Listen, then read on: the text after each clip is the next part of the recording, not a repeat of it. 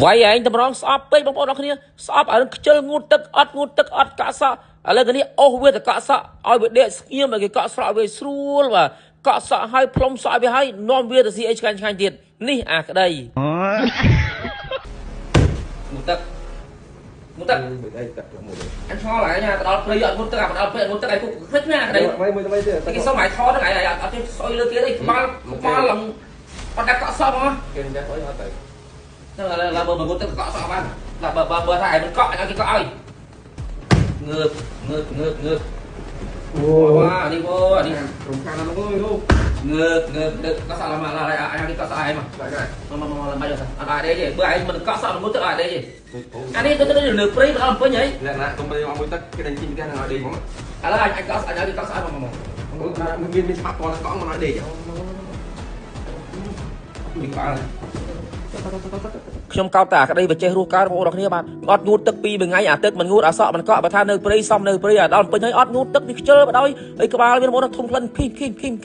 សក់នោះនិយាយពីជ្រុះចង់អស់ហើយបាទហើយលកែពេញក្បាលអេសអូយអេសទៅតាណាមួយខ្ញុំដើរមួយខ្ញុំអេសហើយហុយជុកនឹងវាចេះវាទ្រាំអើបចេះវារស់កើតឥឡូវថ្ងៃនេះនាំវាមកហាងឲ្យវាដេកឲ្យស្រួលឲ្យគេកក់ឲ្យគេម៉ាស្សាក្បាលឲ្យកក់សិនសាប៊ូល្អទៀតដោយបងប្អូនក៏ជាអតិថិជនធ្លាប់បានប្រើទាំងជាមួយនឹងសាប៊ូ UV គេថាផ្ដោតសំខាន់ទៅលើការបដោះសក់ជួយកាត់បន្ថយសក់ជ្រុះផ្ដល់សំណើមដល់សក់ហើយឲ្យធ្វើឲ្យសក់នឹងថាមានសភាពរលាស់រលោងមានទម្ងន់ព្យាបាលសក់ខូចសក់បែកចុងបំបត្តិអង្គែកាត់បន្ថយសក់ស្កូវការពារសក់ពីពលឺថ្ងៃបានល្អហើយបងប្អូនដែលមានសក់ស្គូលគេថាប្រើត្រូវខ្លាំងតែម្ដងបាទហើយនេះគឺជាសាប៊ូ UV ស៊េរីថ្មីដែលមានពពុះច្រើនគេថាពពុះច្រើនប្លែកពីសាប៊ូដទៃល្អខ្លាំងសម្រាប់សក់ដែលមានប្រេងមកឡើងប្រេងអាលងម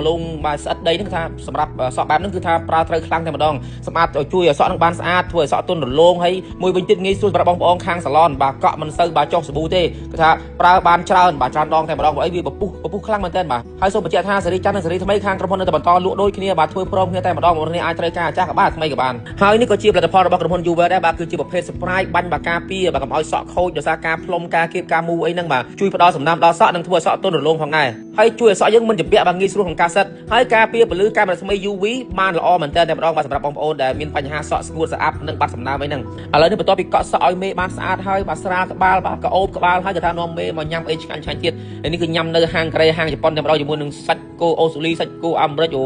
ជាតិខ្លាំងណាស់ហើយអរគុណបងប្អូនអរគ្នាបាទសម្រាប់ការតាមដានទស្សនាវីដេអូនេះផងដែរហើយមានការរាប់អានក្តីស្រឡាញ់គ្នាទៅវិញទៅមកលេងសើចខ្លីខ្លះអរគុណបងប្អូនទាំងអស់គ្នាបាទ